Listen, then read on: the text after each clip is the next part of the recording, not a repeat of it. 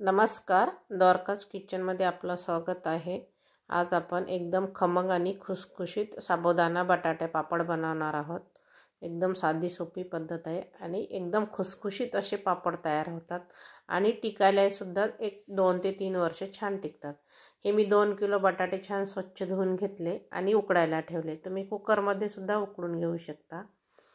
2 kilo बटाट्यासाठी मी अर्धा kilo साबुदाणा घेतला। जाडबुडाची कढई घेतली, गॅसवरती गरम करायला ठेवली। त्यानंतर हा साबुदाणा मंद गॅसवरती भाजून घ्यायचा। एकीकडे आपले बटाटे उकडते तोपर्यंत आपण हा साबुदाणा मंद गॅसवरती सारखा हलवत राहायचा आणि भाजून घ्यायचा, म्हणजे तो थोडासा फुलला जाते। तर साबुदाणाही थंड होते आणि बटाटे उकडले गेले। आपले बटाट्याची पूर्ण सालं काढून घेतली मी।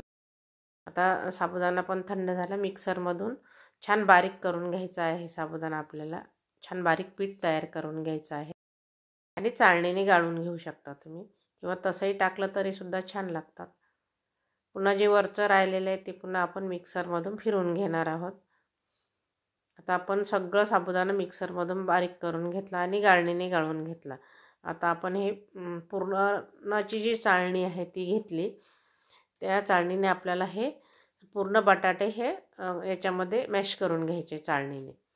आता पूर्ण बटाटे आपण छान एकदम चाळणीतून बारीक करून घेतले। त्यानंतर राहिलेलं ते आपलं साबुदाण्याचं पीठ तयार करून घेतलं ते घातलं।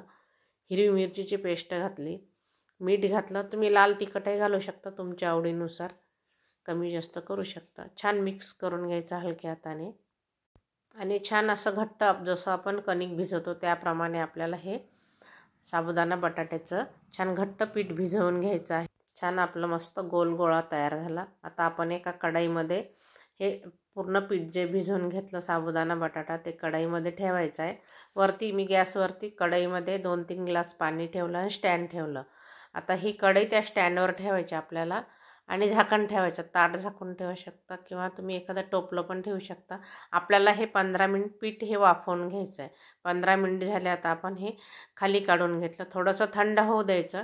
त्यानंतर हे कढई टोपल्यामध्ये काढून घ्यायचं आणि छान मिक्स करून घ्यायचं ते, म्हणजे तो जो साबुदाणा आहे तो छान असं शिजल्या जाते आणि पापड आपले छान नरम आणि जास्त पांढरे आणि खुसखुशीत होतात। आता थोडासा तेलाचा हात घ्यायचा, छोटे छोटे गोळे करून घ्यायचे तुमच्या आवडीनुसार।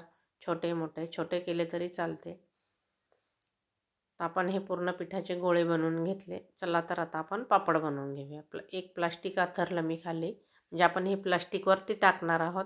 आणि हे माझं पुरी यंत्र आहे, त्या मापचे मी हे गोल प्लास्टिक कट केले।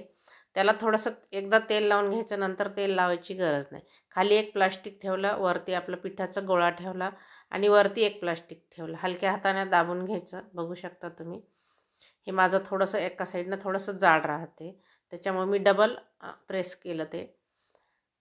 प्रत्येक पापड आपल्याला याच पद्धतीनं करायचं आहे, असंच प्रेस करायचं आहे आणि हे प्लास्टिकवरती असे टाकून घ्यायचे। तर आपण सगळे याचप्रमाणे आपण सगळे बटाट्याचे पापड करून घेऊया। तुम्ही हे खाली प्लास्टिक ठेवायचं, वरती आपला पिठाचा गोळा ठेवायचा, त्याच्यावरती एक प्लास्टिक ठेवायचं आणि प्लेटनं सुद्धा प्रेस करू शकता। तसे सुद्धा बिना आपलं हे पुरी यंत्राचे हे पापड करू शकता तुम्ही, खाली जर प्लेन फरशी असेल तर। चला तर आपण याच पद्धतीने पूर्ण बटाट्याचे पापड बनवून घेऊया। याआधी मी 2 रेसिपी टाकलेल्या आहे, साबुदाणा बटाटा पापड, पळी पापड आणि साबुदाणा पळी पापड टाकलेले आहे न शिजवता। त्याची लिंक मी खाली डिस्क्रिप्शनमध्ये देत आहे। छान आपले सगळे पापड तयार झाले। आता मी हे दिवसभर असेच फॅन खाली ठेवणार आहे, लवकर सुकतात हे। आणि त्यानंतर दुसऱ्या दिवशी मी हे प्लास्टिकवरचे काढून असे टोपल्यामध्ये उन्हात ठेवणार आहे। एक दिवसभर मी हे छान उन्हात ठेवणार आहेत। बघू शकता मस्त कलरही आला, उन्हामध्ये कलरही छान दिसते आणि तळल्यानंतर सुद्धा छान फुलते, बघू शकता तुम्ही। तर हे दिवसभर वाळायला गेले, मी तुम्हाला तळून पण दाखवणार आहेत। तर एका डब्यामध्ये छान पॅक भरून ठेवायचे, टिकायला सुद्धा 2-3 वर्ष टिकतात हे पापड।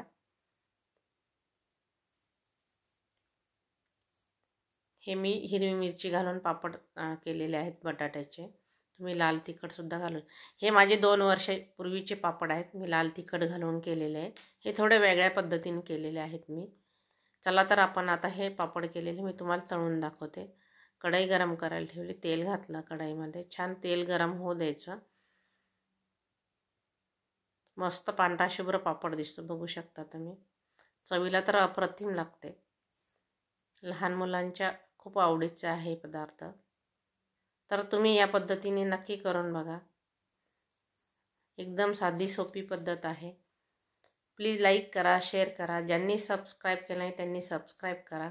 तुम्हाला ही माझी पद्धत कशी वाटली कमेंटमध्ये नक्की लिहून पाठवा। आणि तुम्हीसुद्धा या पद्धतीने करून बघा पापड, बटाटा पापड। तुमच्या घरातसुद्धा सगळ्यांना आवडतील हे खमंग आणि खुसखुशीत उपवासासाठी बटाट्याचे पापड। धन्यवाद।